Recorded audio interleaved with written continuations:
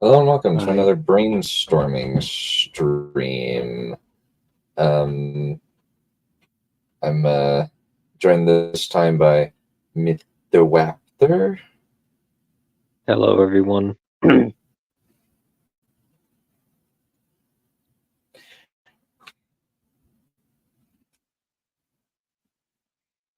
How are you doing? Glad to see you. I'm just currently working on kind of the initial battles in my, for lack of a better word, Space Mormon series. I've been working on it for a while. I've got the second two books planned a little bit more easily than the other two, mainly because hmm that was when I served. Here, I'm extrapolating a lot of information based on very scanty information. So I'm having to come up with a lot of stuff from scratch. Um, so just some setup for Monsieur Raptor. Um, hmm let me actually separate this into a new tab. Let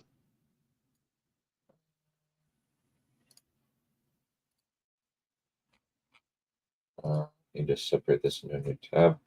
I've got a full thing where I've got a um, bunch of Pinterest boards.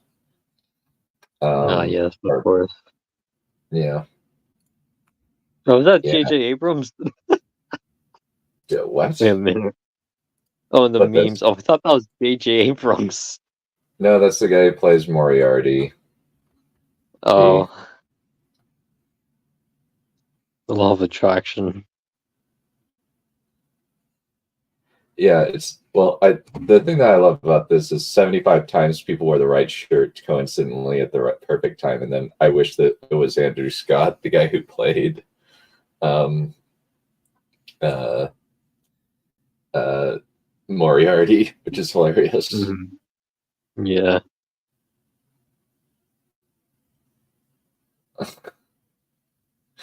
Or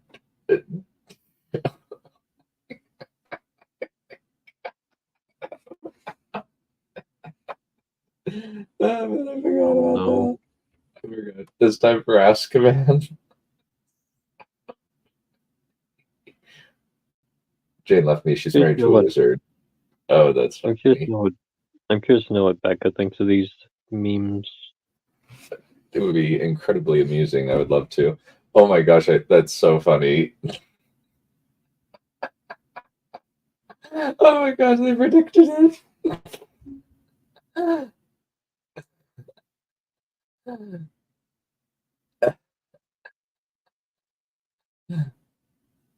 It's so funny. There's so many funny. Okay, yeah, that's yeah.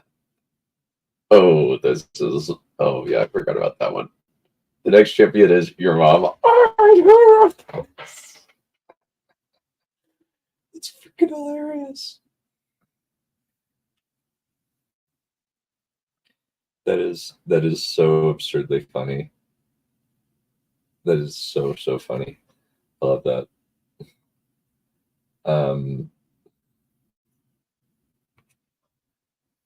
well, okay, but in all seriousness, so we're kind of starting out with a um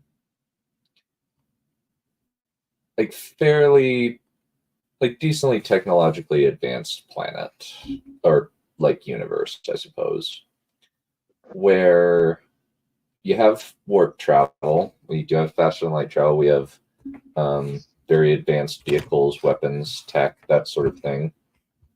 hmm Um, and we are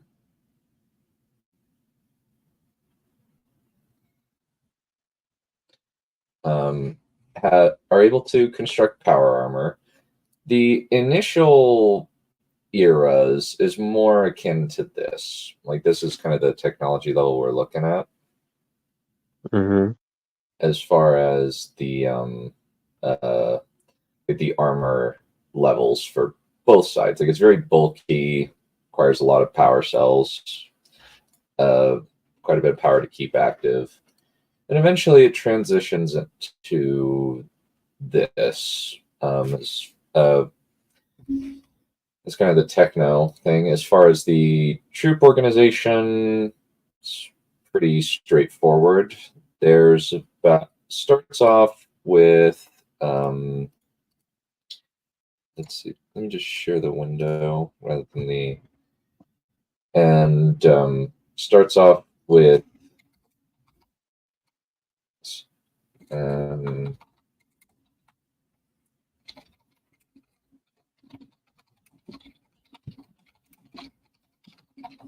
So the how the thing works is that the mission is commanded by a husband and wife duo, the commander and commissary.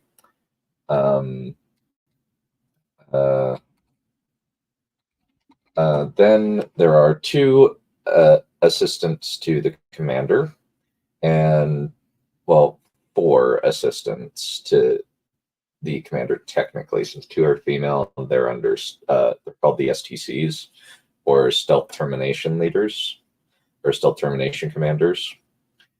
Mm-hmm.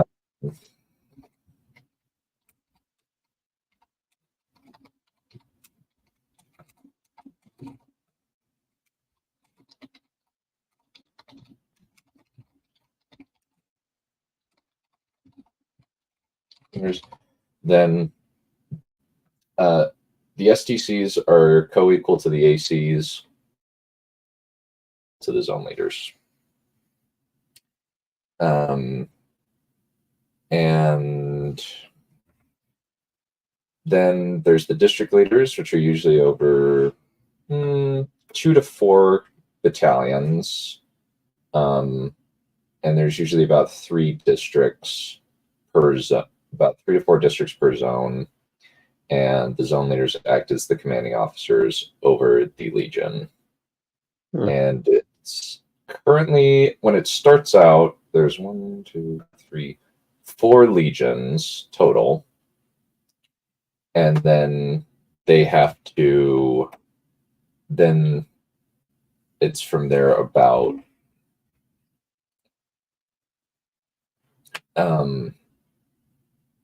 like expanding into other places. I have some idea. I kind of have an idea for the first month.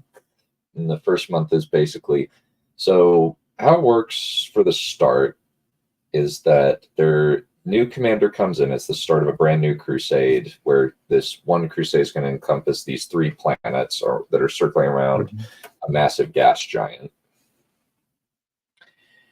And then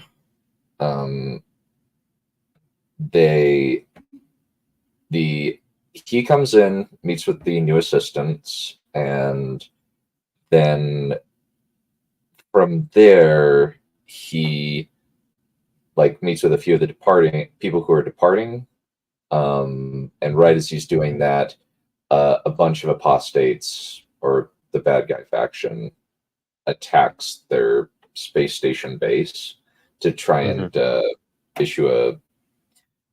try and beat them before they try to take out the commanders and his wife before they can cause any damage to them.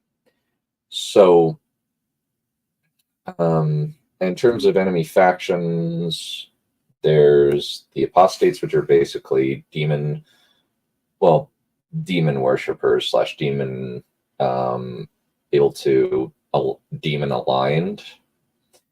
There's the Slytherin, which are basically just monstrous lizard people. Then There's the Canis Mechanicus, which are basically cyborg werewolves that are also on the measure on Taporia, which is one of the planet, but it's a different planet. Then there's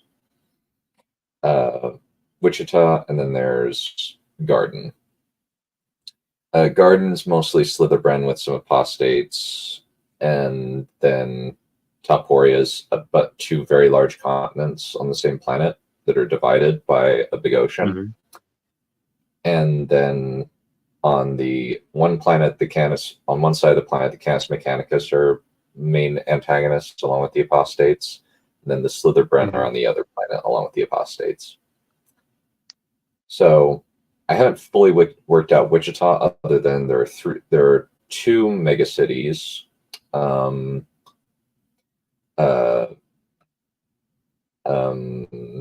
Wichita and Derby, and then there's a bunch of smaller ancillary territories. And what I'm debating about is if so the idea is that he's kind of assuming command from two other commanders that used to be in command of these two places, or at least like this system and couple of other nearby systems as part of the war. Now they're kind of merging this area into kind of taking this one area and sectioning it off as its own separate entity or jurisdiction. And so my thought is that this has kind of been a losing battle for a while, and they've lost a lot of territory. And at this point, this one particular territory, like they've lost a majority of one of the planets. And so they're kind of, the start is for the first month is reclaiming Garden City and Dodge City the Garden City planet. So that was long, but I'm just trying to work out like mechanics of what I can do with. I've got a few ideas, but I want to try and like just flesh out this whole thing, since I've got about 18 pages of 18 months worth of notes. Nice. Yeah, so some of it's more detailed than others, and most of it's just basic numbers, arrivals of specific missionaries that I want to include. And I've got even more later for 2015 that's not in here, but I have it in an electronic folder, so an electronic version, so I can easily pull up that. It's mainly because this is all the paper stuff that I had. Okay. So I just decided, okay, I don't want to be filtering through papers. I need to have this in a very clear, concise fashion. It ended up being a nightmare because those documents were so horribly organized in terms of their stuff. Like there was stuff from previous months that hadn't gotten into this month, the month within month of the newsletter. So it was incredibly frustrating, but I managed to at least compile like success rates for the individual areas and zones. So I've got a few ideas that I've been kind of working on. The kind of the initial thing would be probably work on the battle, like the initial taking of Garden, and just how they send like a lot of the like a lot of people from these, like their top legion from Top City, then Derby, which is actually Dunktown. I should probably change that. Since one of the things about it that's kind of funny is that instead of using the actual names, I'm going to be using the mission slang names for each of the cities. Okay. So I thought it was a reference to like I thought it was a reference to like Dunk and Egg from the George R. R. Martin Chronicles. Within Game No, it's actually a little bit different. So dunking is referring to baptism, Okay, that where makes you're sense. like, and Dunktown, they call Derby Dunktown or D Town, since like it was one of the highest baptizing area pieces of the mission. And so just Dunktown is just how the name how it got its name. So the idea is that those legions are sent to, in kind of almost an invasion of Normandy style deal, to invade this particular planet. And it's about, and I'm just trying to work out numbers and stuff Okay, like that. well, since this takes place in an advanced sci-fi setting, they're not going to be as restricted compared to the Allied forces that only had to choose like certain sections of the beach of Normandy in order to invade. Because with the advantages of efficient ship transportation, as well as how technology advanced this faction is compared to the one that it's fighting against. It could easily just maneuver like transport units from point A to point B like relatively quickly. And ideally, in a lot of these situations, they'd probably just it'll somewhat similar to like modern warfare, where there isn't a specific like point where all these troops are concentrated on. Rather, it's going to be multiple different sections to not only keep your opponents on edge, but to also, of course, divide will deviate their attention away from just one sole or from one sole like purpose. So yeah, does that make sense?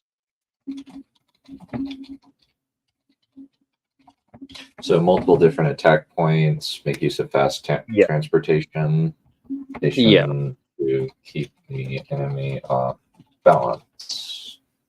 Like I imagine the most valuable asset the defenders have is just anti-aircraft weaponry to some extent because of the fact that transportation is pretty much like the main heartbeat of warfare or modern warfare because of the fact that you can just transport like a group of units that aren't doing too well in this section, have them evacuate, and then redistribute them elsewhere where they'll be more valuable.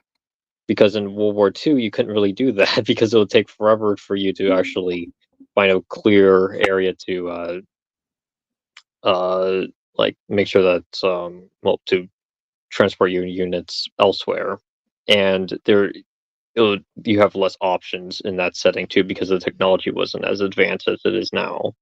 Like the armor and Mhm. so on would be not vulnerable.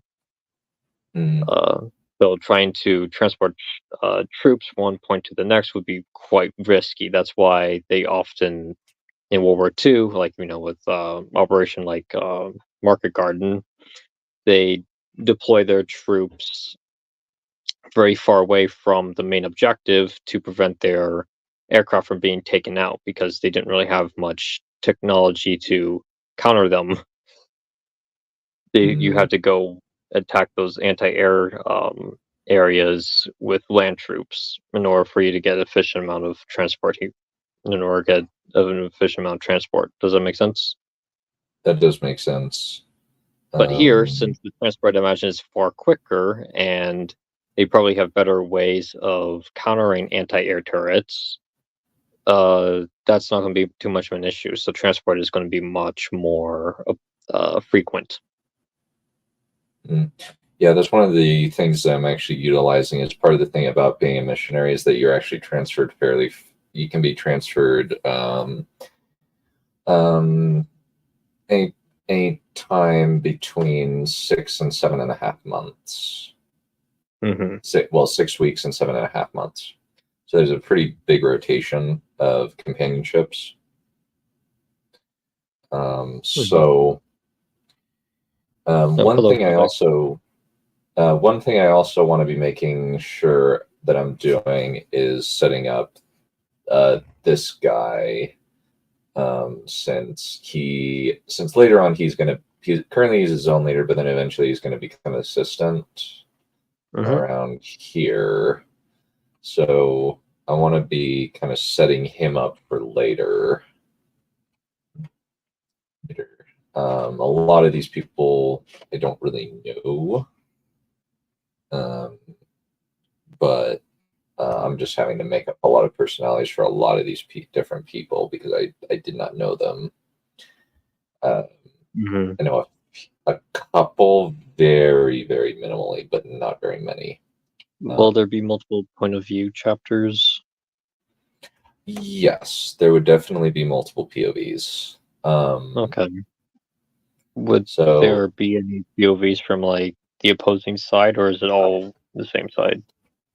There would definitely be POVs from both sides. Yes, that is correct. Okay. And like I have built the bad guy POV out, so I know exactly how he thinks. Like one of the things he actually lets the commander, like he actually contacts the commander after the attack on the space station fails, and tells him, "Well, I'm impressed that you managed to eke out a victory, but it won't matter because Garden City is currently under my control. If you want it, you're going to have to come and fight me for it."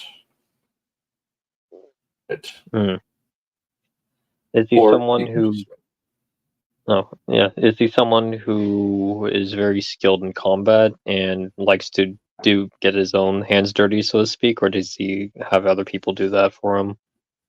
Mostly he does like not getting his hands dirty, but he will engage under certain circumstances. Like specifically, the second mission president is actually somebody he has a personal rivalry with. So, which figure in history do you think is the most similar to him? Figure in history, I would say, well, I actually kind of based him off of somebody. Actually, kind of in some ways based him off of a guy in the Book of Mormon. His name is Gaddy Anton. He's kind of an interesting person, but he's got a neat rhetoric. Let me actually pull up something like his method of communication. That just is just how he talks. It's in 1352. So let's see, 3.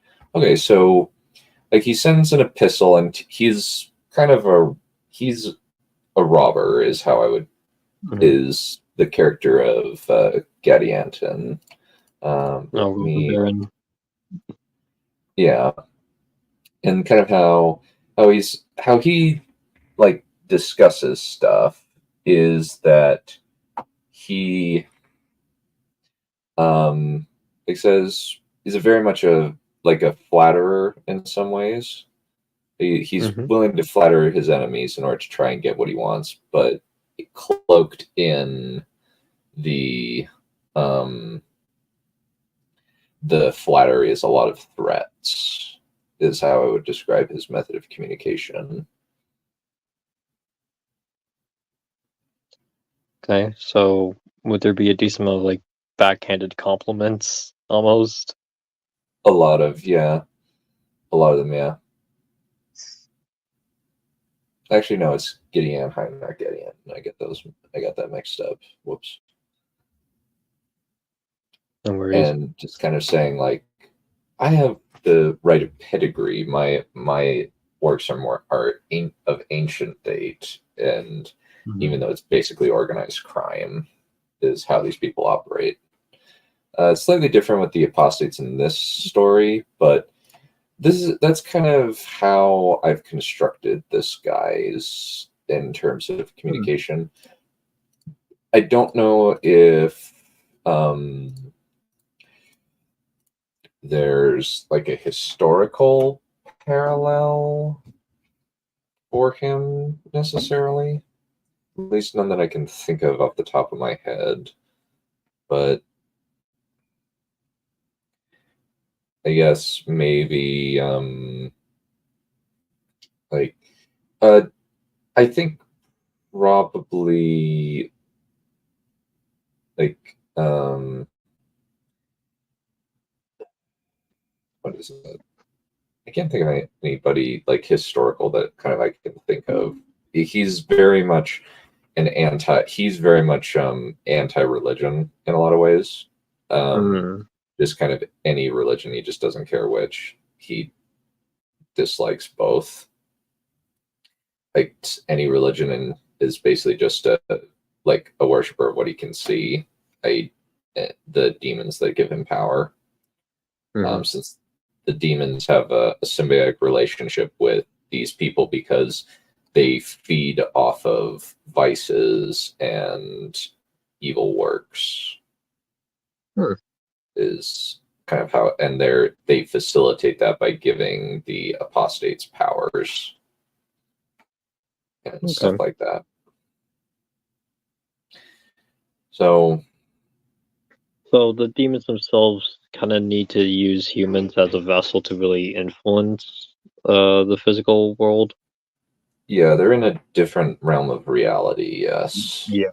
Then they can come into this reality when given a host, and they mutate the host in order to utilize said host.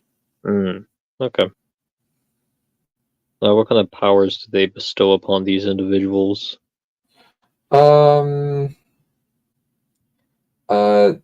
Good variety, I would say. There's stuff along the lines of telekinesis. What if one of those powers is that they can grant the user the ability to have like a bird's eye view of their current positions? That way they can help micromanage their troops more efficiently, kind of like an RTS game. I think that actually is a good idea. I think that would definitely be something they would do. I think that's actually a good skill for Delinean to have. Yeah, because the main bad guy. So yeah, but yeah, that's because good. demons aren't constrained by our like three-dimensional reality. They can like move beyond that. They're almost like they're omniscient, so they can see through many facets all at once that we can't really witness in our corporeal bodies. So an ability to kind of give one of these apostates that ability would be very advantageous, because they would not only be able to undergo logistics a lot more effectively than their opposition, but they can also help manage troops more efficiently. They can see potential ambushes and withdraw their troops. They can, in turn, ambush troops more efficiently because they know the routes of their enemies.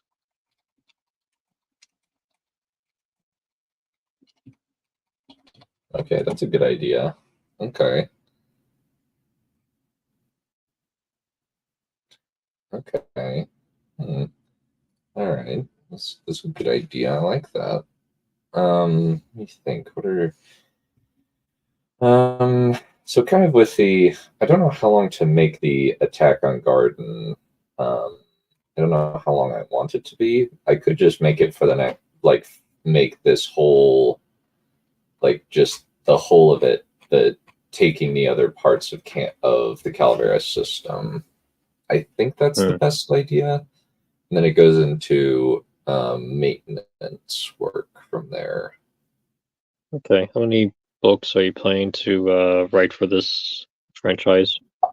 I don't quite know, actually. My thought is probably 4 to 5. Since I No, have I'm a actually lot, since I have a lot of material that I can work with. Um, yeah. so just to kind of give you an idea, Google Drive. So I'm I already have 9 years old. so like I said, there's 18 pages of Mm-hmm. notes,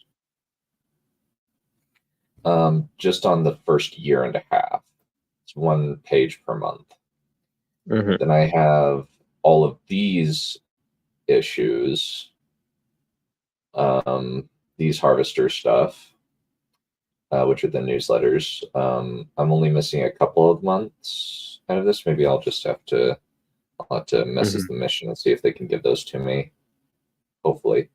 Go January, February. I'm missing March, then April. Then I've got May. Missing July, missing June. I've got July, August, November, October, and then December.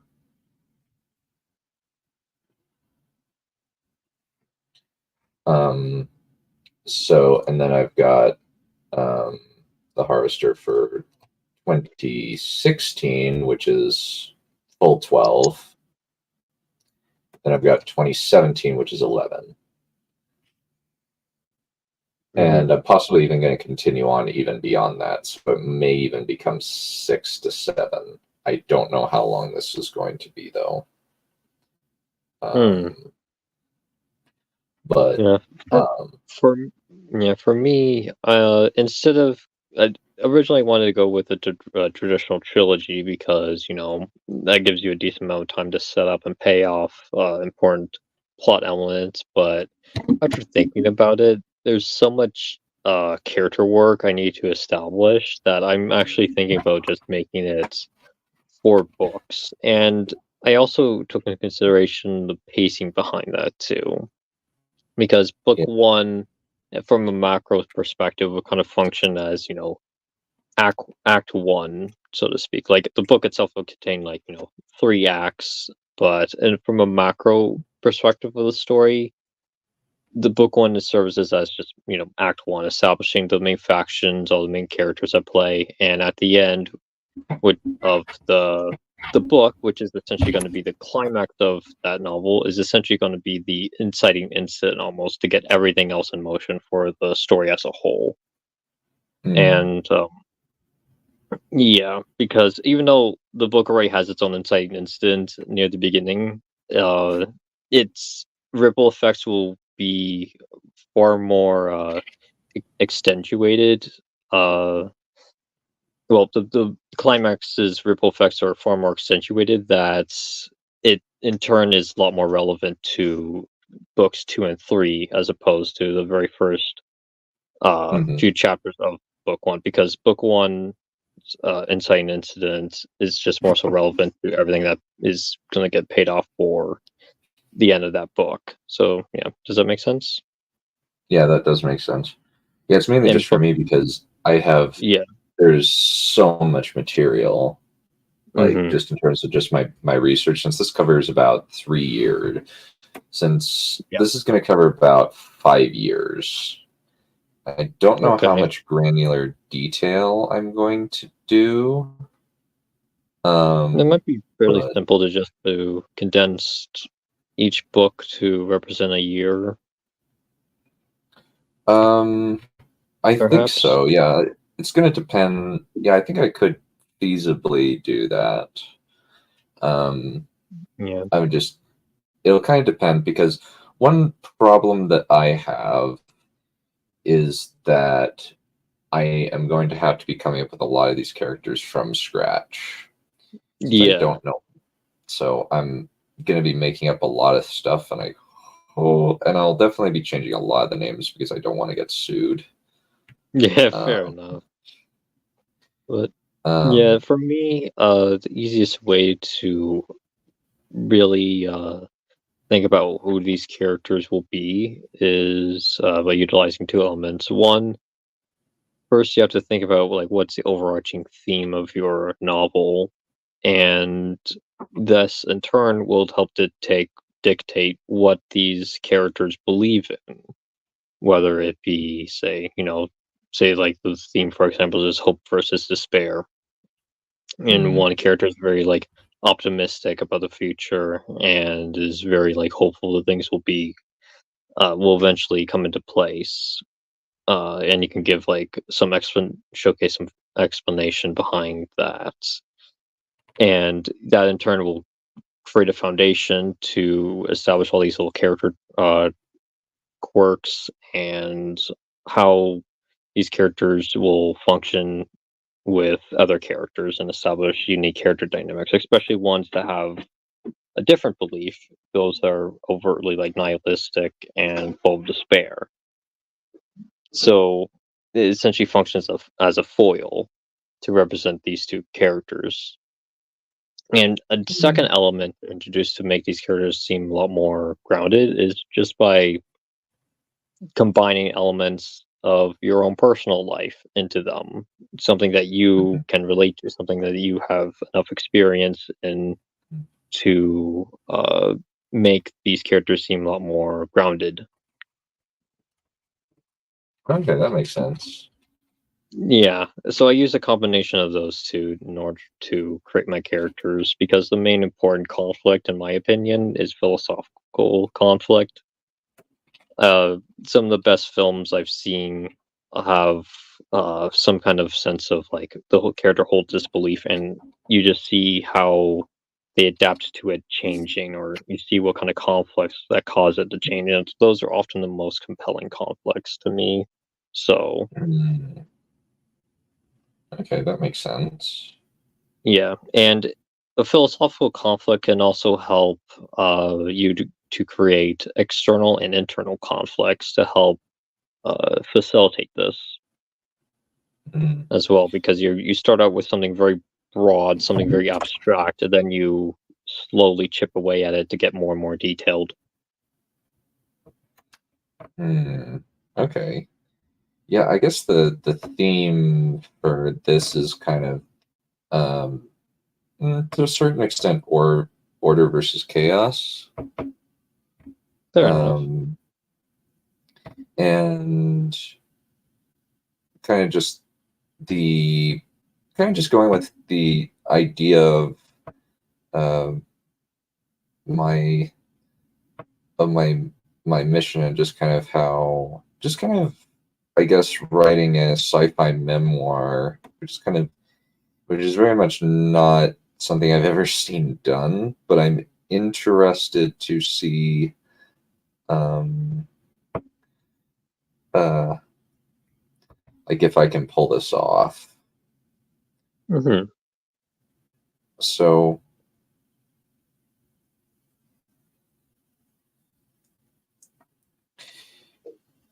I'm just kind of figuring out what I can really get away with to a certain extent Hmm. because I really do like this idea, and I want to make it work.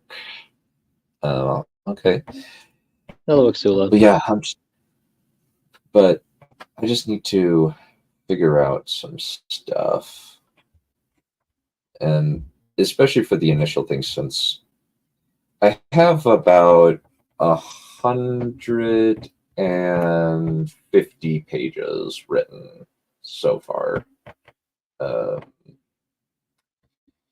Uh, most of it is probably the equivalent of book three. Um, and since that's, well, one, I'm writing a scene for a good friend of mine who is a really big inspiration to me. And I've just been working on a pretty hefty battle that I've got a good good idea of how I want it to go. It's basically an Alamo style battle Hmm. where the uh, the apostates and Slitherbren, which are the lizards, basically converge on this one town that's a bastion of the faithful, or the Apostolicus, and the zone leaders and the STLs have to come up and help. They don't have any illusions that they're going to win because they don't have the necessary numbers, especially since the Concordia people is mostly old people, like who are, and then basically the idea is that they have to evacuate the town while providing an active defense.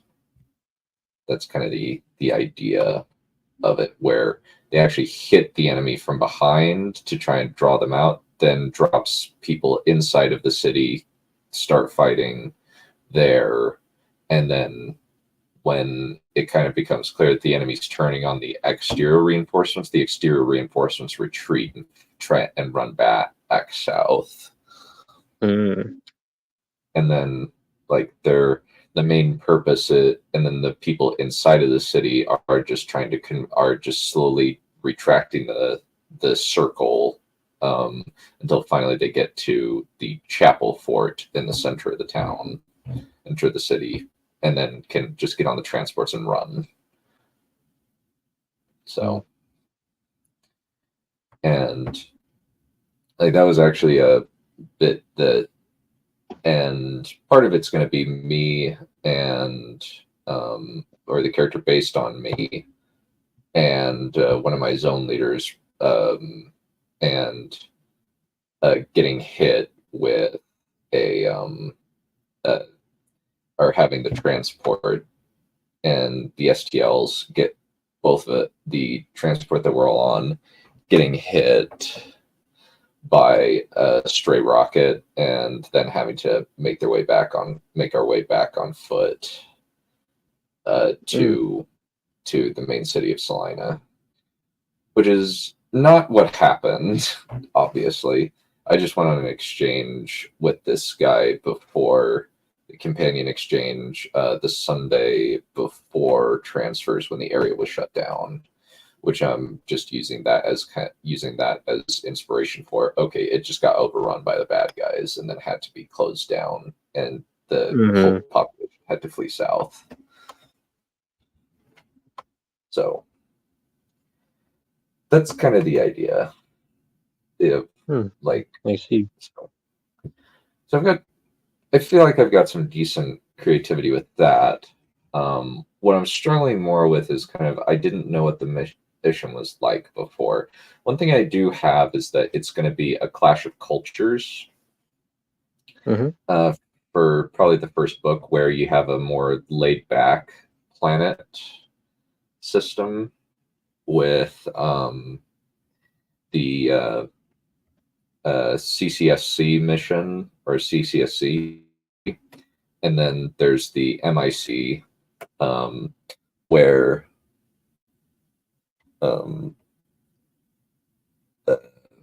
where it's kind of uptight versus kind of laid back and loose, maybe even a little bit disobedient.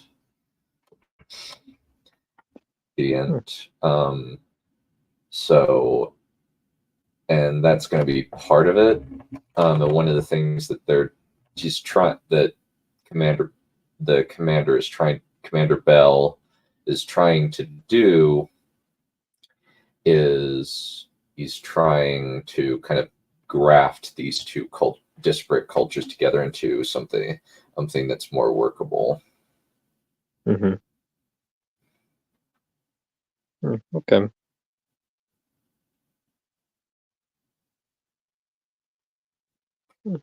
And so kind of just the initial steps is Top City and Wichita sending their battalions over to Garden. So yeah, it's almost been 45 minutes. We haven't gotten off the first page. Oh crap. So that's kind of the initial thing. And then what I want to try and work on is this. So with this, what we have is kind of a variety of successes across the mission, across the crusade, on the various planets. and kind of a new. My thought is after. So, my thought is after the success of the campaign in Garden, or at least the opening up of Garden, where it's a battlefield, another area, another zone gets opened up as a theater of war. Um, and then Salina gets invaded after going to rebellion. That's kind of the idea. Because one of the things about that I was talking about with my first mission president, there was actually, just by virtue of the fact that they were the new people, there was a group of missionaries that were kind of like, no, we don't like this, and called themselves the boat of all things. Mm-hmm. So I'm just like, thinking, you know what? I think like establishing that is probably a good idea. But also even just making like Lawrence like the hotbed of apostasy, and they're having to fight them, and it's like a civil war between Topeka and Lawrence for a little bit. And maybe that could be something I'm doing. And it's kind of that's my thought, at least. Any, like, what might be some ideas? What might be some other ideas? Since this is kind of just the time where, like, since this is kind of the boom time where they're covering a lot of ground and they've got a lot of momentum. So do you kind of have, might be some ideas that you might have for kind of this boom time? I think to maintain stakes and to, of course, ensure that these villains are taken seriously is to give them a few victories as well, like whether it be killing off like some key commanders or them taking land that was previously owned by these missionaries or something along those lines. Apostolicus, yeah, Apostolicus, decide to change from missionary to Apostolicus, but yeah, that makes sense. The idea is that for the first couple of months, things go decently well, and then things start to fall apart in October of 2013, or the kind of the fourth month, I suppose, where the numbers drop. The main reason why I'm kind of using these well, actually, this could be a good place for things to start falling apart, and then it gets really bad here. So kind of just the reason why is kind of it that makes it not that is kind of making this a little bit tricky, but also is neat, is that I'm using baptism numbers as a way of calculating victories, of like spacing out victories, as opposed to kind of like going with a regular structure, so to speak. So, and this kind of helps me just kind of keep track. Sorry, go for it. Yeah, perhaps the reason why these numbers start to drop is, say, what was our main antagonist's name again? Delinium. Delinium? Say, like, he is noticeably, like, not that concerned that he's losing a lot of territory, and the reason why he's not too concerned is because he's ultimately like kind of leading these missionaries into a trap, because say he has like some people within the territory that these missionaries have liberated that are secretly working with Delinium or something like that, and they betray these missionaries even though they pose themselves as being like grateful that, oh, they liberated them and like we were part of like this quote unquote resistance movement. and like, oh, we have like all these charts of like troop movement and so on. So that could be the reason why uh they're losing. They're going to lose a lot of troops because they're going into attack into a trap that they're not aware of. Perhaps you can have some for some side characters say that like, okay, this is a little fishy to demonstrate that not everyone is in like a unanimous decision towards just accepting information from strangers. That could be a I think these are great ideas. I like this. yeah, because it's something that would make sense.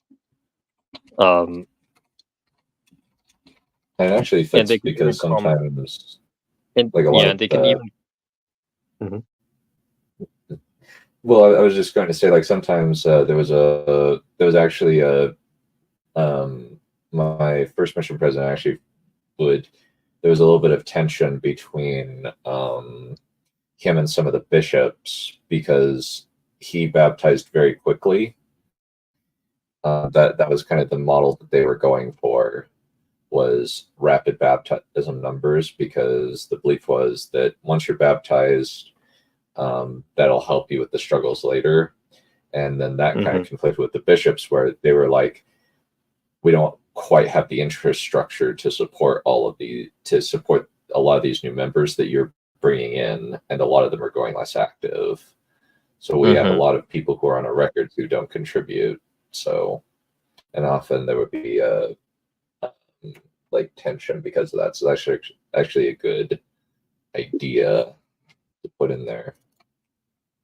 Yeah, and you can even add in some foreshadowing, demonstrating that some of the territory that they've recently gained had considerably less troops than their initial attack, when you'd think that there would be more, to kind of allude to the fact that things are going a little too well in an eerie connotation.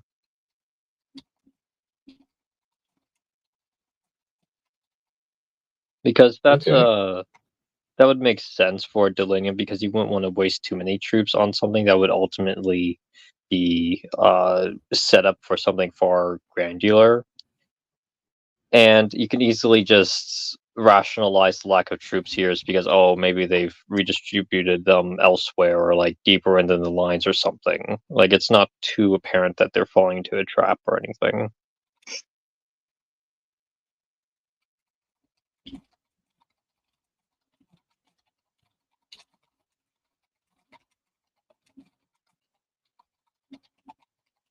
Okay. Okay, that'll work.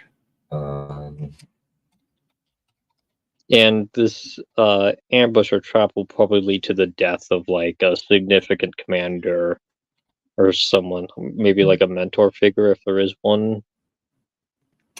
Well, kind of like the you idea sacrifice is I don't. Yeah, I would have to kind of make up a few people. Significant people, possibly the members.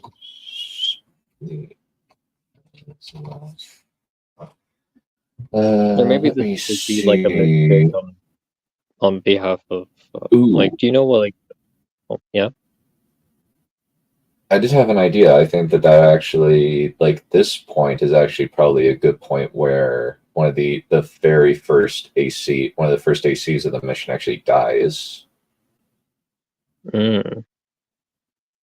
So, you have time to kind of invest in this guy, since the idea is that the assistants rotate. And so he leaves, so I can actually make a lot of these people actually more like try to build characters around these people, and then have them die during the fighting during that month.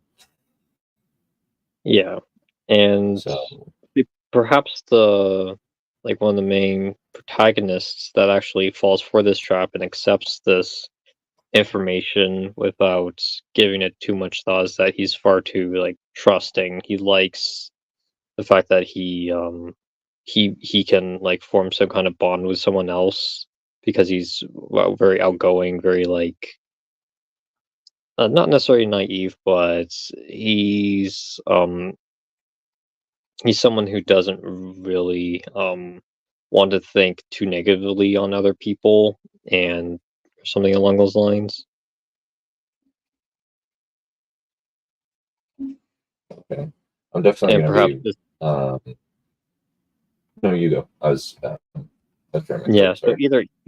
either that person dies or uh someone else someone else dies on behalf of one of the main characters that makes that decision, who is kind of learns to not be too trusting after this incident.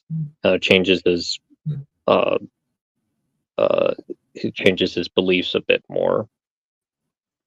Hmm. Yeah, I can probably put that in. Maybe Stopper. Since eventually another guy becomes an assistant. He's actually the trainer of my trainer's trainer, I believe is. Hmm. So he's like my great grandpa is how it's how the genealogy goes. Yeah. Um, um,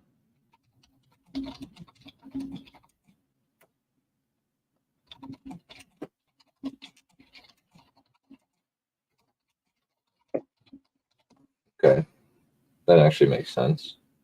Okay, I like that, and then we can kind of be setting that up for later. Yeah.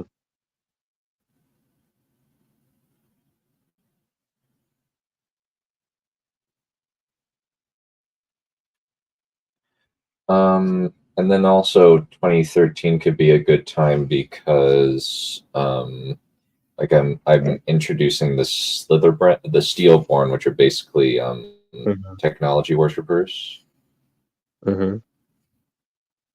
and their point is that they believe in worshiping technology, kind of like the tech priests a little bit, but they're Hmm. more expansionist, No.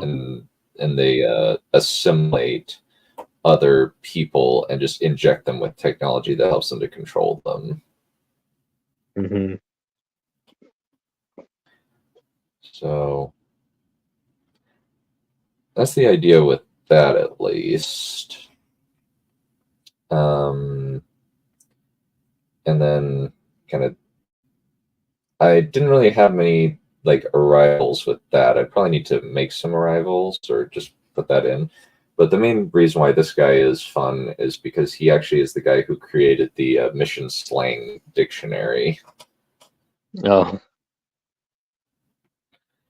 Uh, super funny guy by all accounts. Like he'll have little things, and they're like Arizona missionary, missionary who hates all missionaries from Utah, Yeah.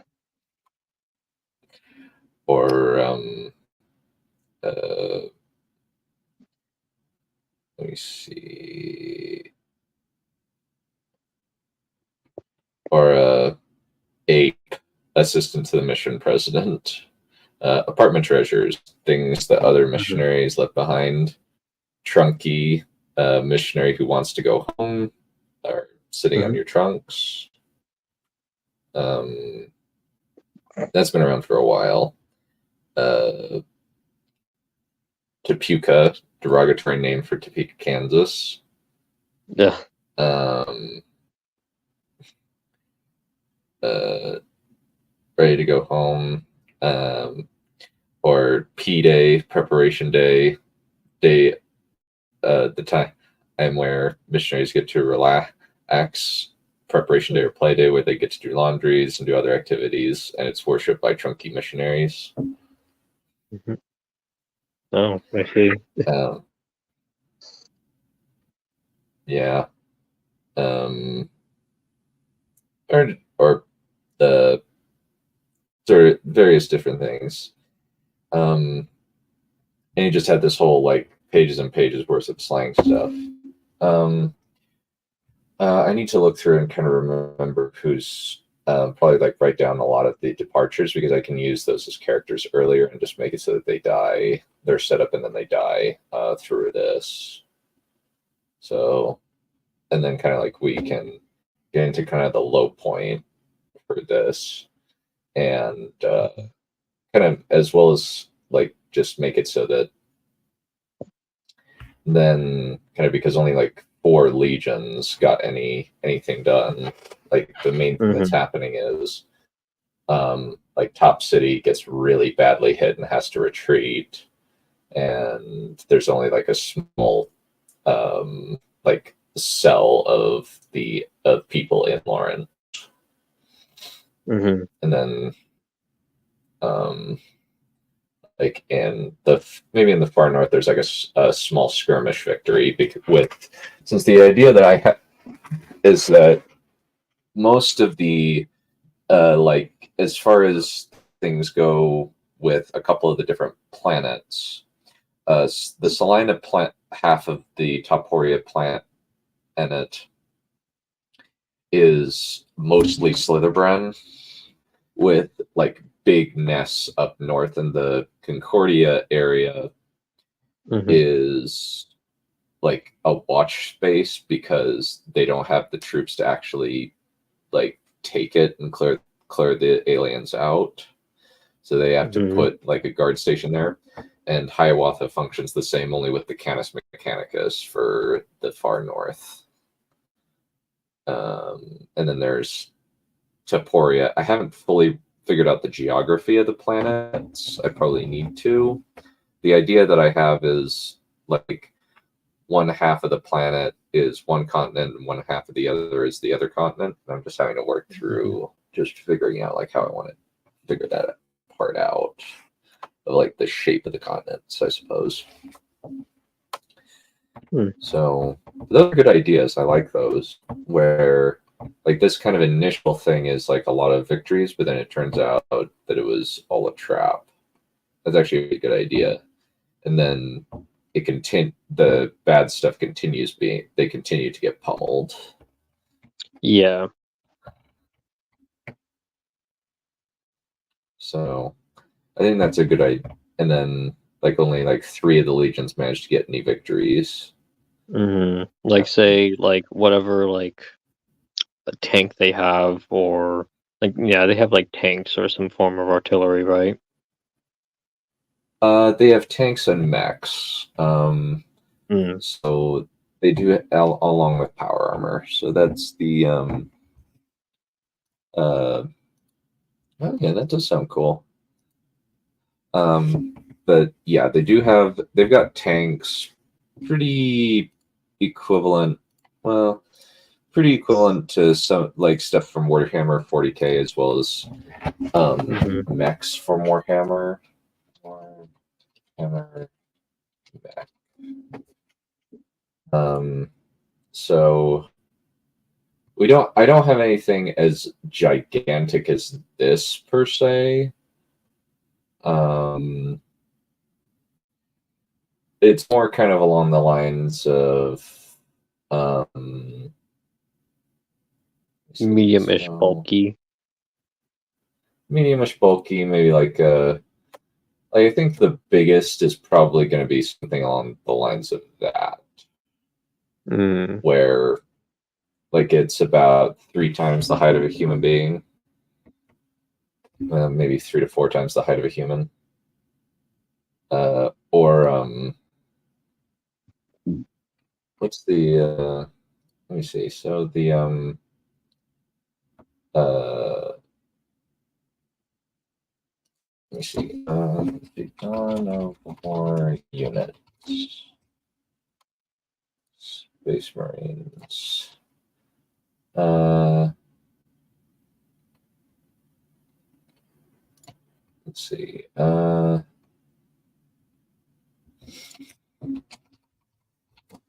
More Space Marine units. Yeah, I would say like dreadnoughts would probably, and like then there's dreadnought, like something similar to. Yeah, I'm familiar with the dreadnought. Yeah, the Warhammer Dreadnought, like as like kind of the slightly smaller versions. Like I would say, like I would divide the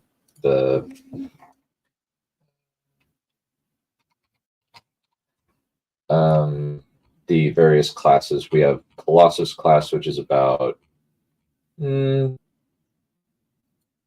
about 4 to 5 times the height of a human.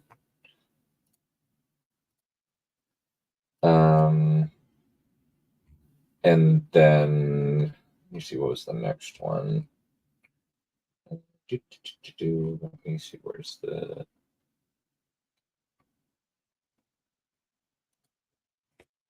Let me see where's the thing. It's somewhere.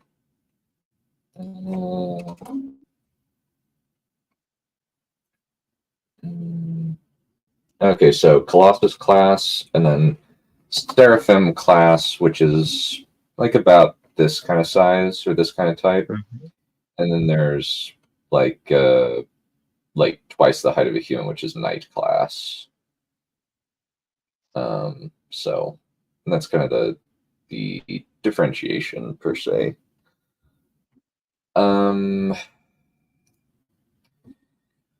One major person that I do need to set up is AP Jones, since he was a very prominent missionary. He's also going to be the main mentor figure, especially at the end of his, like when he gets released from his calling to another guy who's actually going to be an assistant later, who actually came in later to the mission because he had a like a very bad mental breakdown.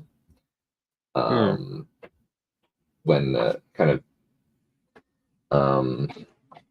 and I think that him being there is going to be pretty significant because he's going to be handing the torch off, because he's going to be the final because this guy that is coming back out after being in a different crusade and getting reassigned to them is going to be very significant later, because he's one of the biggest, like he's kind of in a lot of ways like a just complete Chad.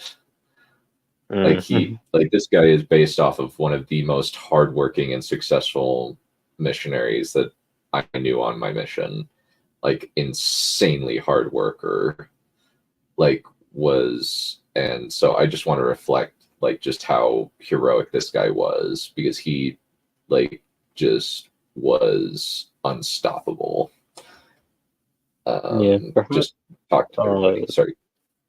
Yeah, perhaps someone with that kind of mindset could have a bit of an interesting backstory. Like they had an awful upbringing. They themselves kind of fell into despair, but eventually through certain events and certain people that they met, or perhaps just certain self-reflection, they realized that this line of thinking will never lead to any kind of like satisfactory life or anything along those lines. It's something that he honestly believes he's just wasting more. He'll come to the conclusion that he's just wasting more and more of his time by just being full of despair and nothing more. And that in turn kind of drives him to be this hard worker, to do his very best with the amount of time he is given, to kind of make up for the amount that he's lost almost. Yeah, I kind of had the idea that, my thought is, I don't know if he would necessarily have a bad upbringing per se. My thought was that he just has really bad anxiety and depression. Okay, that works too. And like it gets exasperated during a demon attack on his specific area, and he nearly dies. And then he has to leave, has to get sent home to recover. And he gets reassigned here, and just slowly gets progressed pretty fast tracked through leadership positions, and then spends a lot of time in the equivalent of Garden, and wins a massive battle there with the help of the rest of his zone, because him and his zone did really well and were able to get a lot of success. But he's a really cool guy, like legit, like really, really good guy. And I'm just but I think that kind of like continuing with that, and it kind of picks up a little bit here. One thing, and then kind of one neat thing is that it contracts from 2 legions to 1 legion covering the 2 zone area. So it could be 1 legion is getting really stretched, fighting on having to do the work of 1 legion, having to do the work of 2. So yeah, and perhaps they could be like maybe a bit envious of other legions, or they have like some kind of like, not necessarily like a scruffy attitude, but more so like some kind of like a 1,000-year stare kind of face to them in a way. Like they've not only were their demands like excruciating on their own, but they essentially had to go beyond what was already demanded of them. And maybe through that, some may even slightly give in to despair, because they may fall into the pretense that, oh, regardless of how much we work, we're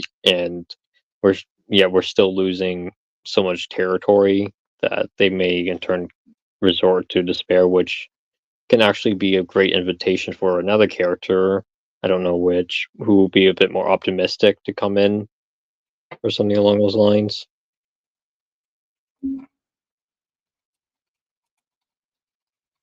yeah, that's a good idea. I like that. Yeah, I'm just trying to create conflicts I'm just trying to create scenarios that will organically create philosophical conflict, or kind of internal conflict. Yeah, I do like because that. because that in turn showcases character. Yeah, we did kind of skip over a couple of things. We discovered like this. I kind of want to introduce the Steelborn here as kind of the new things, and they're trying desperately to replicate the tech, but the Steelborn are actually beating all of the sides, and like, well, kind of working a little bit with the apostates, not much though. But that's kind of that kind of might be the idea. I'm kind of just thinking that Garden, it's kind of looking like Garden Wichita and Salina got hit bad. Get hit really bad. Maybe that could be like a prologue, just demonstrating how one of these cities just gets not necessarily obliterated, but demonstrates like how cruel our villain is, and how difficult it is to kind of try to usurp him, something along those lines, because that creates a hook, and it also demonstrates the main conflict that will be showcased throughout the rest of the book. Okay, that actually could be. Okay, that actually might be a neat idea. Where, since I don't see anything happening in Salina for quite a while, so that can actually be something that I could use. Salina gets trashed. It's completely trashed. Yeah, that's also where you here. can organically like introduce like the symbiotic relationship with demons, and a lot of the imagery presented could be a pretty good hook.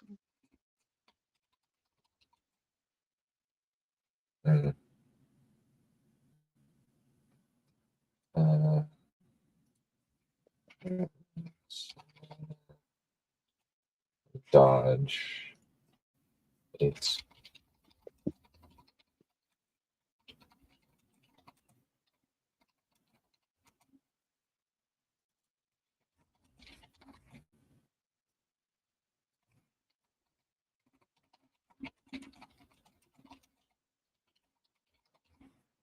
And maybe that's kind of the thing of their, and then Manhattan also gets hit really bad. Maybe that's why they actually, maybe that's part of why they get folded into it, because they lose half of the air, lose most of the northern area of the continent. Yeah, and to create some kind of internal conflict, perhaps maybe in like Selenia, one of the main protagonists actually used to live there, or something along those lines, so he has more of a personal connection to land that was taken from him. Like he had like neighbors and friends present, And and they're currently being currently captured by the main antagonist. one kind of thing So is that a lot of the Apostolicus are not from the planet but itself. okay. They're from the, this is on the periphery a little bit Okay. of I'm just thinking of the galaxy. So it's rather than kind of the officer class are from off planet. The Apostolicus, like they're based on the missionaries, are for all off planet. okay. They're from usually from the core worlds that have higher populations and are being sent out as the officers over the battalions. Battalions, which are made up of people that are from the planet. So that's kind of the idea of how it works, at least. Okay. I'm just trying to provide some kind of personal stakes involved with all this territory being lost. Or like perhaps I think there's a good way to integrate that could create a symbiosis between what I want and what you want, where I just take I just kind of make up an Apostolicus who's been there for a long time. Yeah, like that's possible. And then he loses. He's been there for a while, and then loses. Like is forced to retreat out of Salina, and then it becomes his mission to try and take it back. Yeah. So I just have to work backward from that. And so I would just maybe the main antagonist has a few of his friends or like almost mentor figures as like hostages or something, or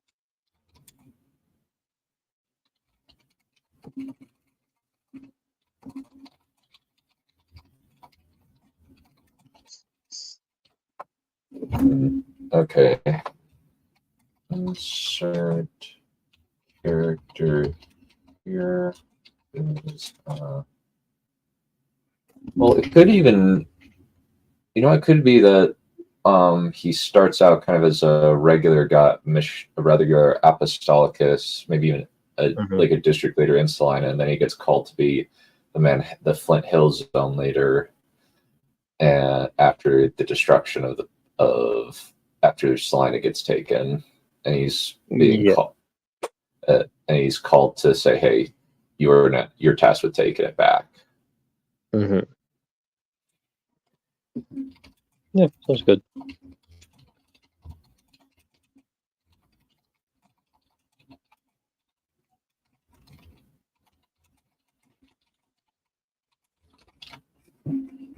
Yeah. But yeah, that's good. Another kind of thing that could even be that they get as far down, that the apostates get as far down at south as Manhattan or Manhattan, and they get pushed back by Junk City, which is the main fortress in the area, even sack Manhattan. And so the weird thing about it is Junction City and Manhattan are like right next to each other. Like Junction is like the army base area, and there's a lot of but there's a high number of baptisms that happen in Junction City.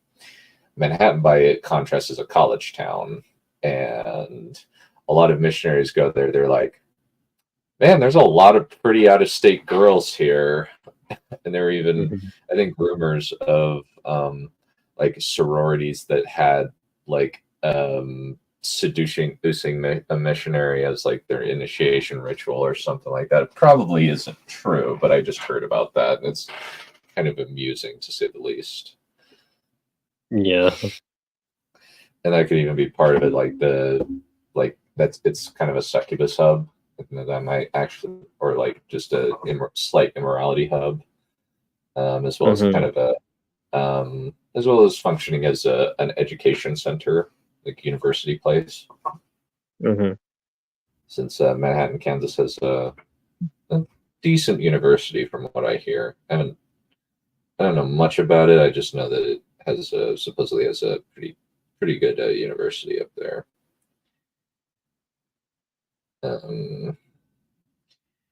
So, and that could kind of be part of it. And then Wichita, it could even be that Wichita itself gets taken over by the enemy, and they have to retreat into Derby. And then these particular companionships are able to hold them back. Derby takes on the in this is overrun by Steel Barn. That could work. Okay. And that kind of works there. And then that also works that Derby is now, the Derby and Wichita zones are kind of combined a little bit. And they're fighting against trying to take back Wichita, the city. So that actually is some good stuff there. I like that. Then kind of it's a lot of like just standard fighting against raiders and Dodge and Garden. Haven't fully figured that out, but I think that's probably just siege and counter siege, just holding the area, since that's the most. Since from in all likelihood that's probably just them trying to retake area lost. So it's just a back and forth. Okay. Let's see. So, okay. And then just kind of, this could be kind of the point where they retake it. Okay. Let's see, actually, when did it get split back into? Okay, so it keeps going as, okay, so maybe they, okay. So Flint Hill's kind of, as it goes, keeps going for a while. Let's see, when does it shift? Okay, so it shifts to Salina in April of 14. 14.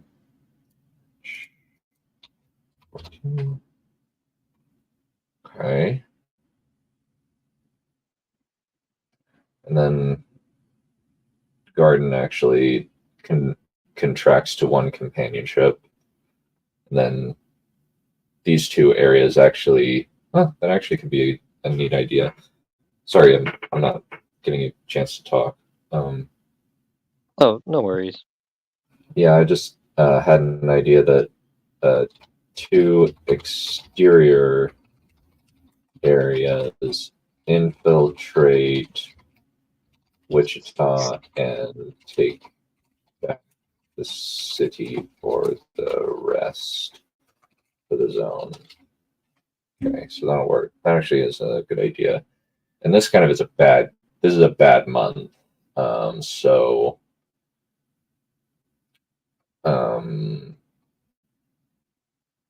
maybe even like that's kind of a like, oh, let me see actually. So Wichita doesn't do anything and didn't get to have any wins in 13.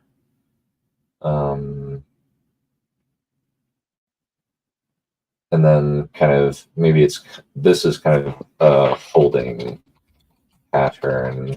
They stop the enemy in their tracks, but are unable to take back Salina proper. Okay. Then maybe it's kind of like this point is the final triumph over the boat. Traders. That'll work. I'll work there. Okay. Okay. So Derby, kind of similar thing, holding pattern. Let's see.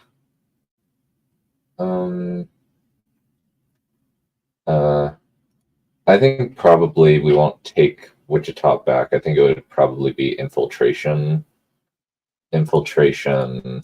Maybe it's getting these two people out who have been inside of there for a while. Mm-hmm. That actually two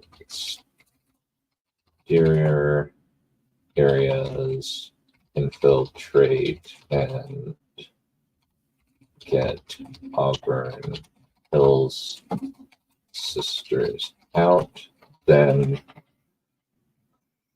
and do some major sabotage. Okay. And then let's see. Oh, February doesn't have any wins for Salina. Maybe it's just a holding pattern. And maybe this is the point where, since they did really well, so I think that Flint Hills, maybe this is the point where they retake Salina and manage to, actually, maybe I should kind of move that, since Perry and Rooney, I need to remember whether they're sisters or elders, but those could actually be good ideas. Jado has arrived in the chat. Oh yeah, Ninja. What type of modern warfare? I would say that it's kind of a weird mix, because it's Warhammer 40K is kind of the level of, is kind of the type of warfare I'm going for, with a little bit more tactical savvy, because the main strategy that I can see from the Imperium is just meat grinder, with very little tactics from the few stories that I've seen. I could be wrong based on my understanding of how tactics in the 41st millennium works, but it's kind of a combination of guns, swords, flamethrowers, tanks. I haven't integrated jets and fighter jets very well into this as anything other than transport. I probably should figure out like more jet combat and stuff like that, and space combat in general. I just haven't quite figured out how to integrate it yet. So.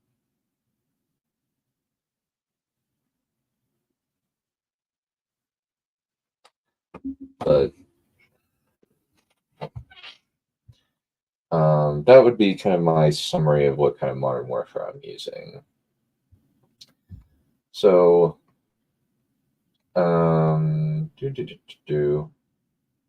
so Watha skirmish. So here, what I'm working with is top city. I think mainly the thing that they're trying to do is they're trying to retake Lawrence. And that's kind of what they're working toward. Or taking Lawrence. And I'm just trying to figure out what could be, and the zone leaders kind of score some major victories along with the STLs. So yeah. Perhaps Lawrence has a very a valuable general that our main what was his name again? I start with a D. Darwin's. Delinean. I don't think that he would be. He actually has his often will be off planet orchestrating events, unless. Yeah, I know, but I imagine he would have generals though, and perhaps one of those top generals is actually someone who's kind of at a tipping point with how the apostates are functioning, and perhaps you could have like a redemption arc, and it would actually be a valuable asset to the missionaries or something. Okay. So that would demonstrate some kind of like decent plot progression, and he would of course know a decent amount of Darwinian as well. Okay.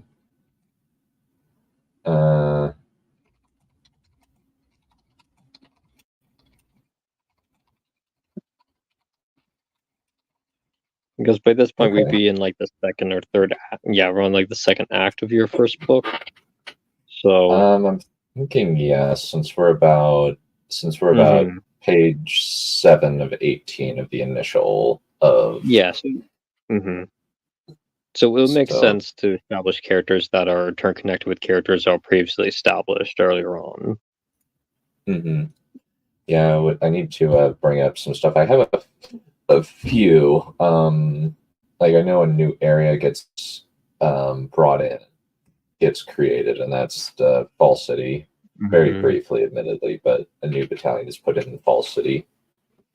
Perhaps since the apostates are very keen on chaos, perhaps they're very keen on biological warfare and the like, because that's very kind of akin to like a very it's not very not a very ordered attack. It's some like biological warfare can spread in a very unpredictable manner and is of obviously a war crime because of the amount of amount of unexpected casualties that biological warfare would entail.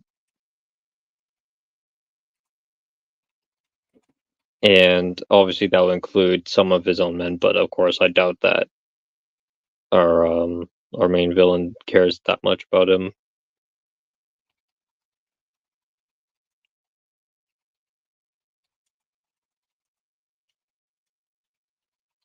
Actually, could be a good idea, like here, because there was only a few. Maybe I could put in as Manhattan. Yep, because a good way to help a good distinction between these factions is to demonstrate how they fight. Like how they fight should represent like what their main beliefs are. Like the missionaries wouldn't use biological warfare at all because of the prospect of it potentially having friendly fire, due to the fact that it's something you can't really control. There's no order to it. Let me see. What are the other? Dodge and Derby.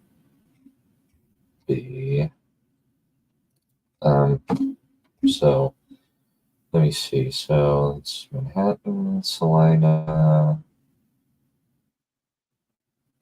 Eventually, theirs becomes a Newton zone, but it looks like those are the main ones. So Salina, Manhattan, Dodge, Derby all get hit by the bio attack, and then they.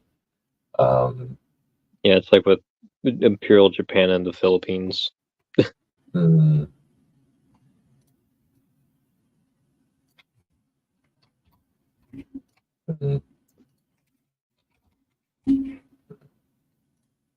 Okay.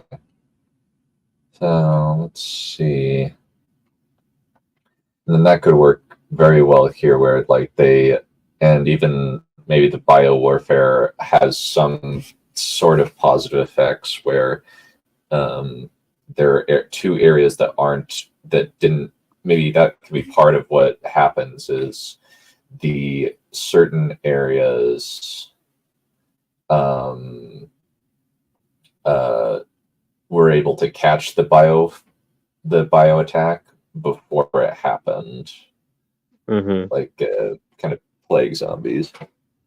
Yeah, kind of first days of World War One before trench warfare, I suppose. Yeah, could be a good comparison with more sci-fi stuff, and we do have tanks. Let me see. That was some And blood. then, indeed.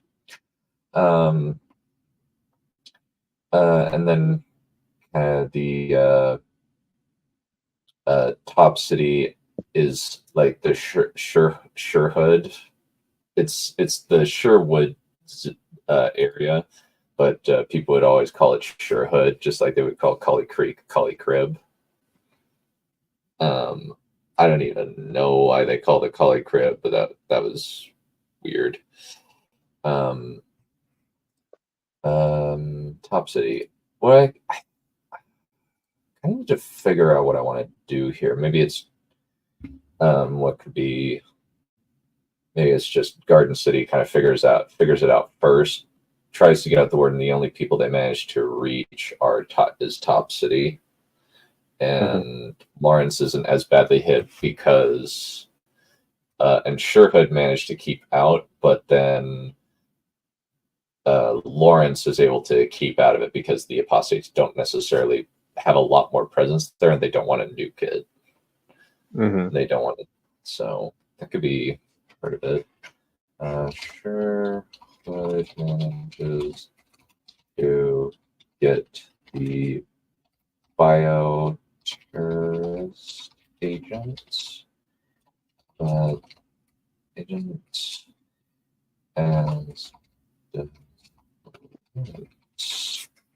then Garden City just isn't attacked, and then the two Wichita keeps then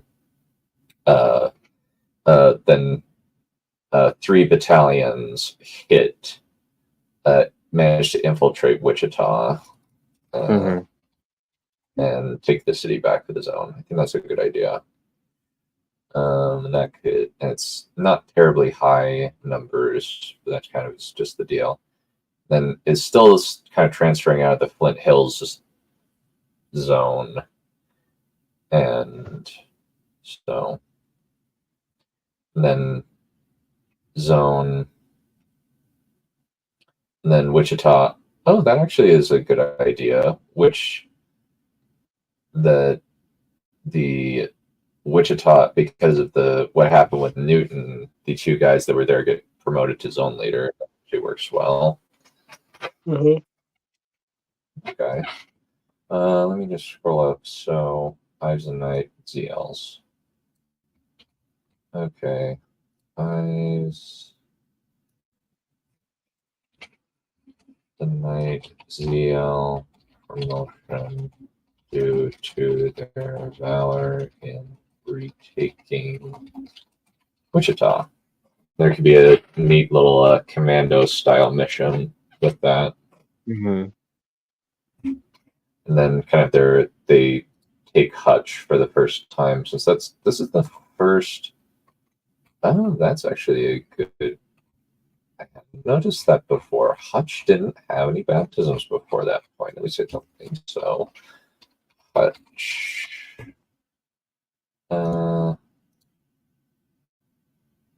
Okay, so the first time, maybe that's part of. Okay, so Hutch gets. Okay, that's actually something I hadn't noticed.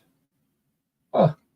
Hutch gets retaken after being under apostate control due to their apostolicus being out of the area and getting betrayed by the enemy.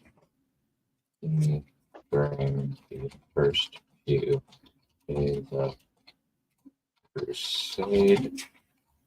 Let me actually put it right here. I think that'll probably be a good idea to put it right here.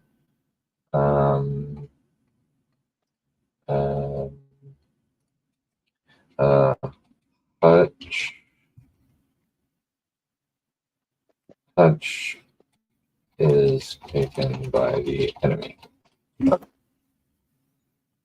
Okay, and I'll be like, I'll just be kind of noticing little details here and there. Let's see, what else? How much gas do you have still in your tank? I don't want to like keep you overly long, and I don't want to like make this super boring for you. Oh, no worries. I am getting a bit tired, but okay. Yeah. Okay. I think that like we're around halfway through already. It's almost 2 hours. Yeah. Let me just bookmark this, and maybe we'll continue this later, since I.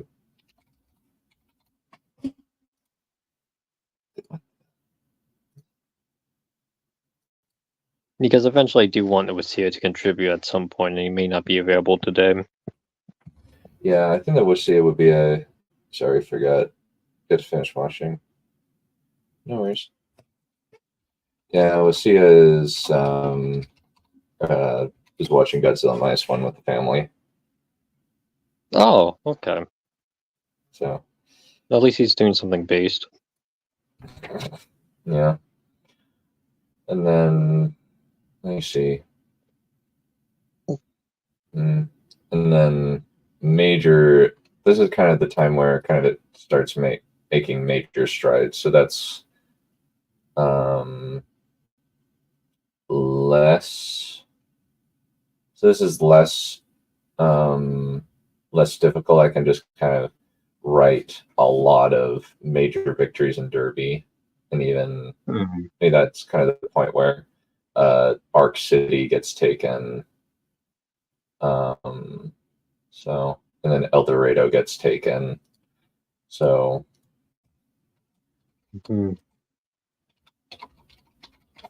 Also, I imagine like each city would perhaps like represent like a different attribute of either like Christianity, or like maybe like each city could represent like one of the fruitages of the spirits, to kind of symbolically represent like how the world is being like cleansed from sin, so to speak.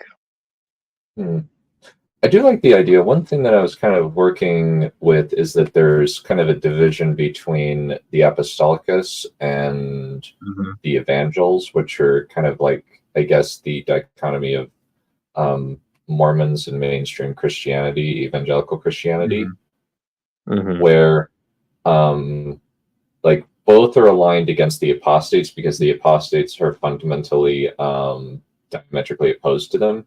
But sometimes they will kind of butt heads in the political arenas. Yeah, it's kind of things. Yeah, it's kind of like when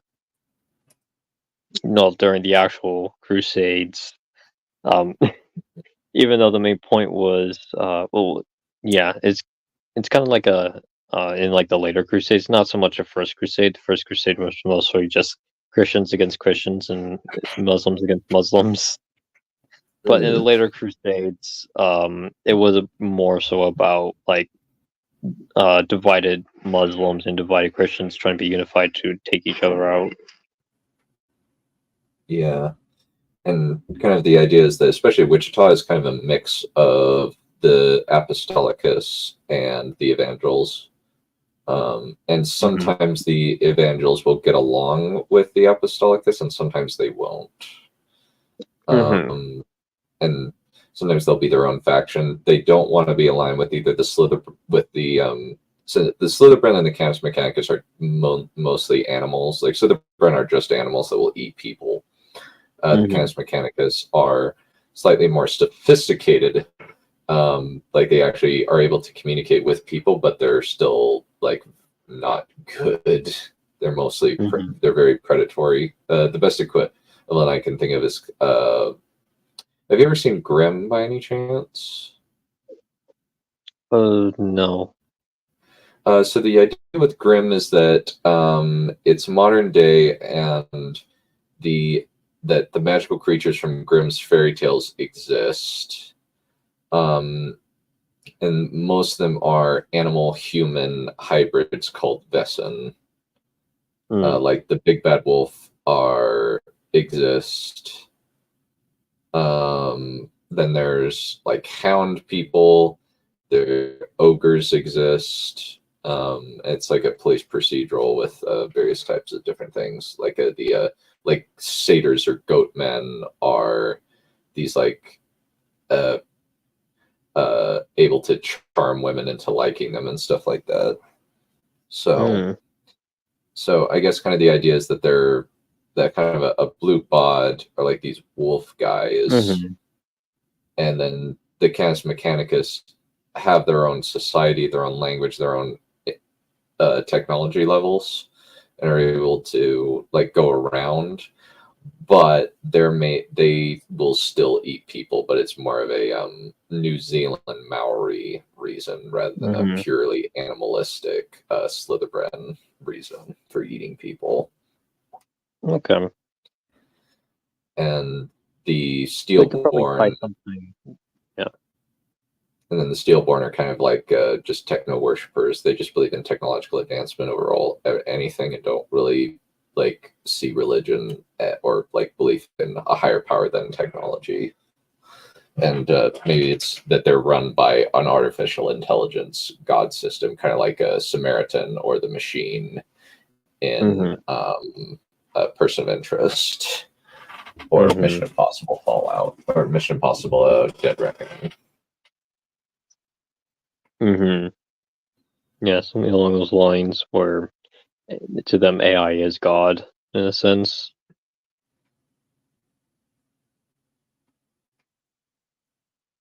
Done. Yeah, yeah. No. I think that that's Mhm. yeah, and that's kind of the idea that I'm going for with them, is kind of the contrast, and then Okay. um, it just kind of keeps going, and maybe even well, actually, I'm taking a look at it, and it actually Wichita would not get um, retaken. I actually think that it would have to wait for a while later um, Mhm. and get out several prisoners under cover of night. And it gets shipped to the Newton zone, since Mhm. from what I can see, Newton is in HUD, kind of the exterior towns, so anything that are able to do anything. And then this month's a bad month, where like there's maybe well, I don't know whether to make it a bad month or to make it like just like a lull month. Nothing really Mhm. happens during this month. Um, like where Like it's it could be like basically almost like a pace breaker almost, kind of like calm things down a bit from just a constant like progression or regression. Now it's just a little bit of time of things are a little static. We get some like character growth and insight on the events that previously transpired, because that happens a lot with war where on average the with warfare there's a lot of downtime of just um moving from one point to the next without much action, and it's the anticipation of action that completely breaks men, I see. Mm, because you could spend like 9 months of anticipation for only like 9 minutes of fire. mm.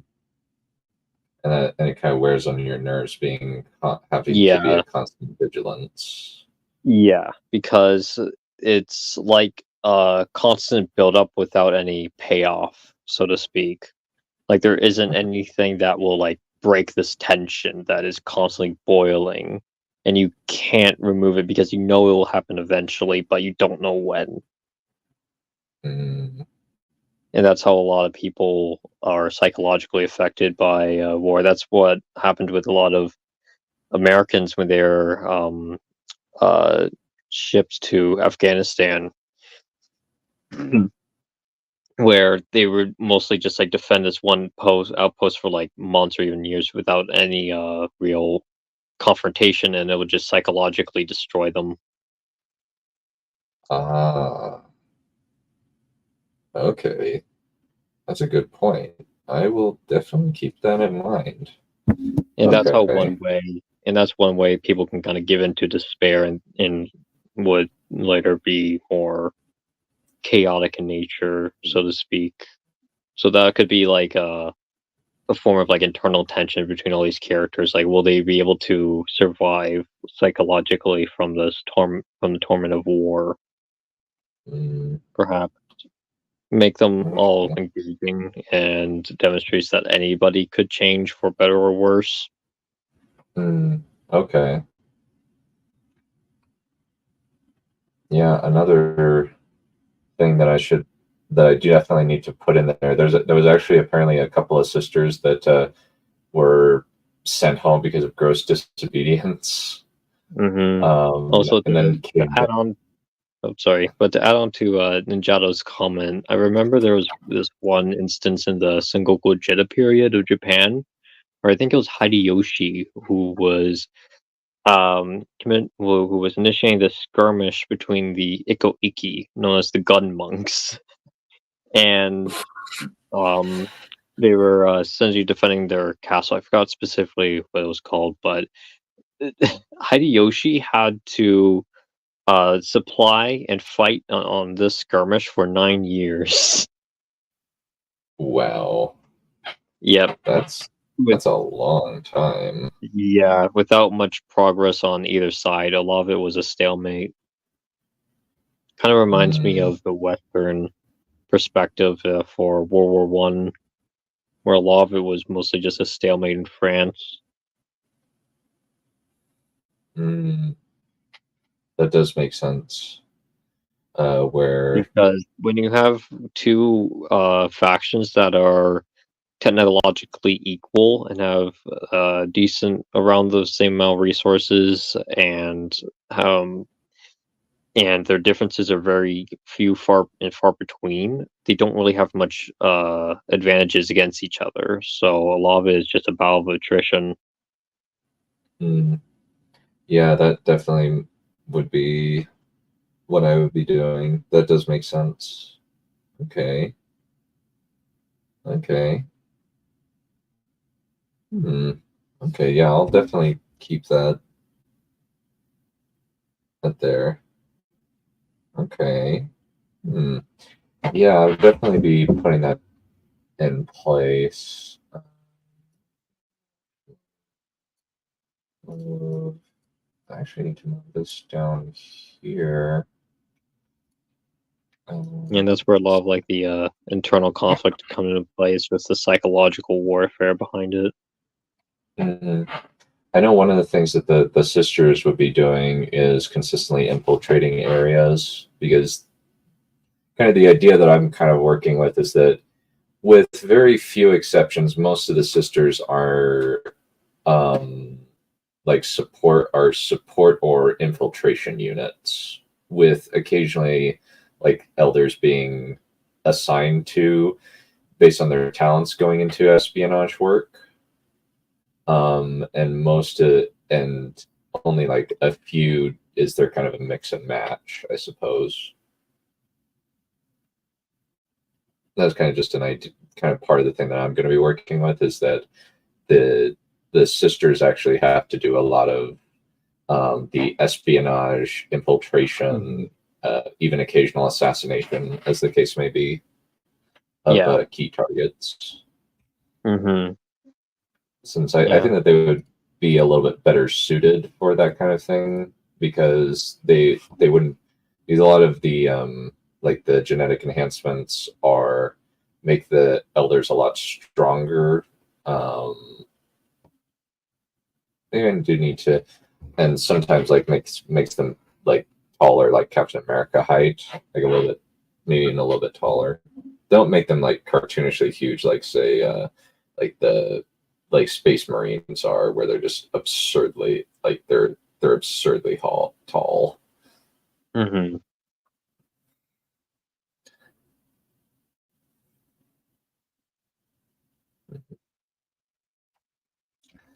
Yeah. Yeah.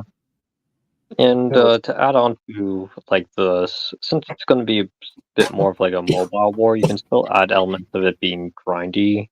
Because even though the transportation may be really fast, we're talking about planet here, and depending on how long it'll take to get from one city to the next, it will definitely take a long while, especially if there's also like a space battle going on while troops are being deployed and attacking each other on like the planet.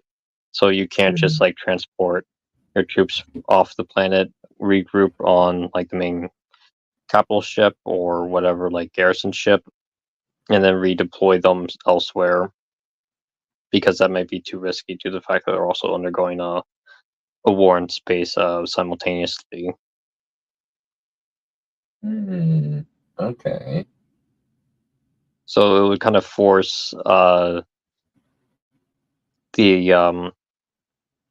it'll kind of force each faction to be a bit more conservative in how much like space to air involvement, because the more units you're distributing to help the ground effort, you're losing on the spatial on well, like the main like on the main space battle. So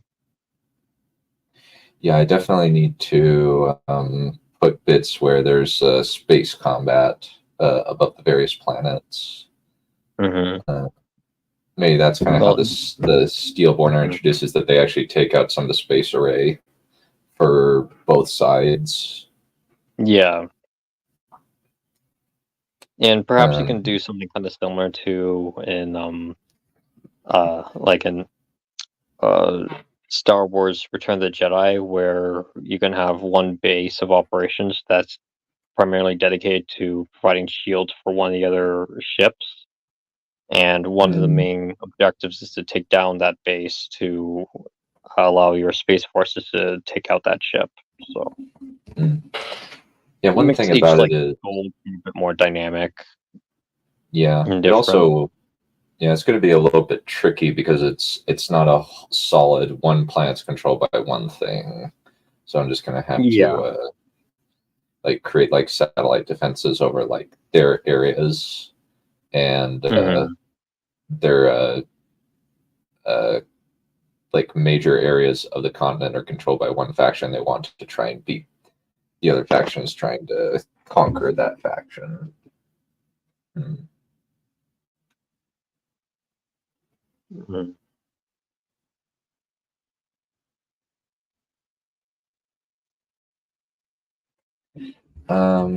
Yeah, that'll work. And then kind of like they're slowly trying to retake like large sections of Wichita are still not taken. Then maybe like gets Wichita infiltrated and taken. And let's see, I need a time where kind they can maybe that's contains the threat inside Wichita. And then let me see, since it eventually changes.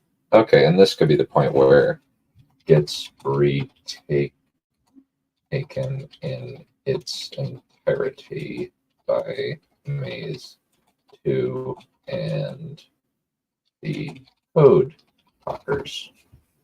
Okay. All right. And then it kind of shifts, and then the war takes a whole new dimension where kind of like and then kind of Wichita takes an off month. Okay. So actually, and then kind of we can figure out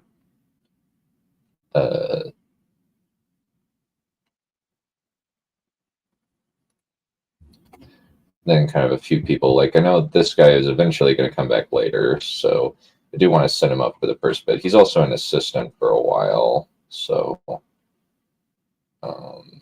for a couple months. Okay. Yeah, for 2 months he's the assistant. Yeah. Okay. Yeah, for a couple months he's the assistant. All right. Well, we're reaching 2 hours, so I think we should probably conclude that there. I'll probably start making documents for the other months, which is going to be a little bit of a pain, since a lot of the newsletters do contain like full names of people, and I don't want to broadcast that to the internet. Yeah, that makes sense. So I need to Substitute them with placeholder names. well, it's just I have the newsletters, and what I would do is just I can just put last names for a lot of the missionaries that are there for them. Like I can put their last names and not it's the full names of like the converts that I don't, because those are on the newsletters. I can't share that screen, so I need to create a new doc. I would have to create a new doc. So makes sense. And like KWC timeline notes, part 1, and then I'll have to make a part 2 and then a part 3, since I'm going to be doing, since it's going to be since the next half is probably, since if we do kind of the first 18 months as kind of the first book, I suppose, I could then do the second book is the next 18 months until the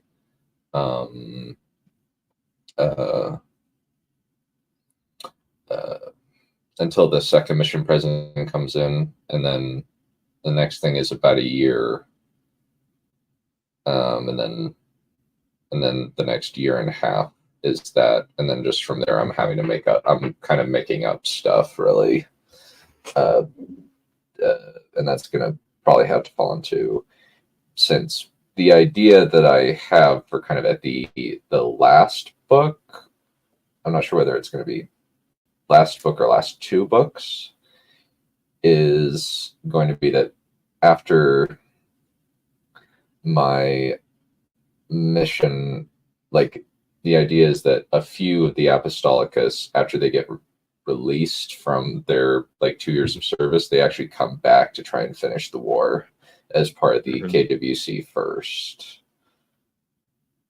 First Legion under the command of the assistants.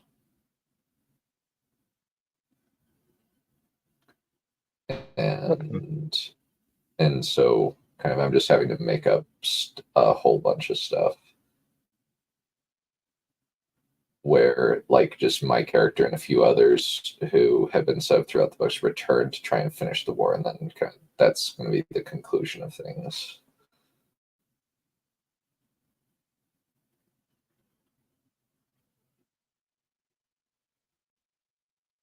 That's kind of the idea. We can kind of work that out like as we go. I've got a few ideas for that, but I'm just working on the, like, I think this was really, really good. Thank you for helping me out with this. This was really helpful. A lot of stuff was, yeah, we'll have to chat more another time. I'll have to, probably not next Sunday, but if you have time later on, maybe we'll have to figure out a time with Whissia and we can figure out the next bits and we can fill them in.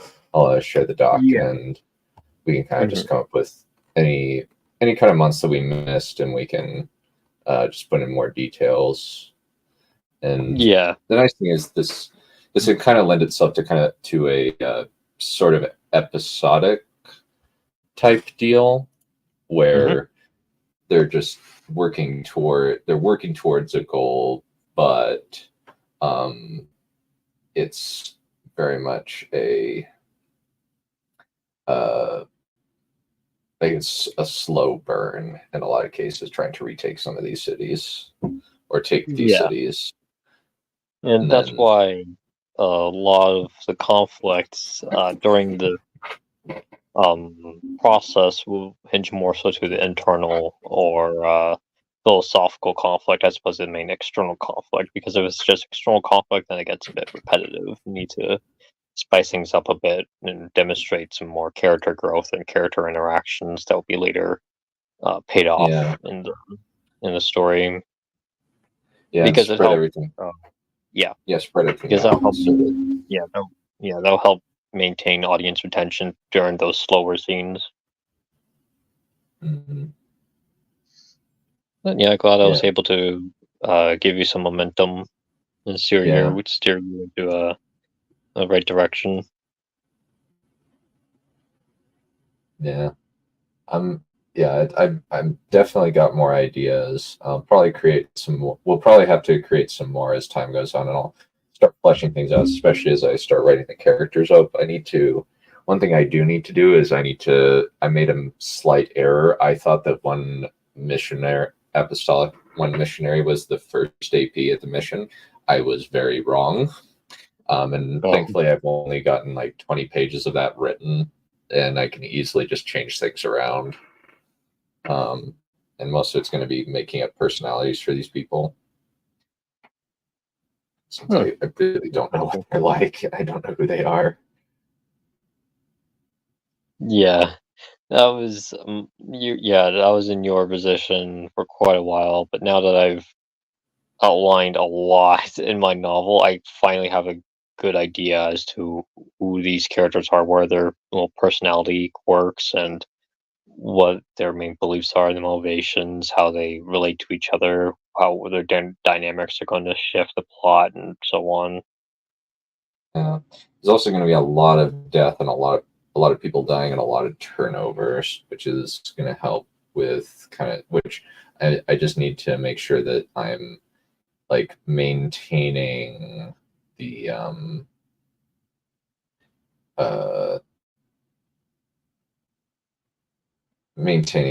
idea that the audience, like maintaining the audience connection with some of these people. And maintain stakes and so on. All right. Well, we'll have to continue this another time, but this was fun. This was a good discussion. This was fun. A lot of neat stuff. Yeah, I enjoyed it. All right. Well, we'll call it good. We'll see you guys later. Bye. Adios. Good night. And I don't mean it metaphorically or rhetorically or poetically or theoretically or in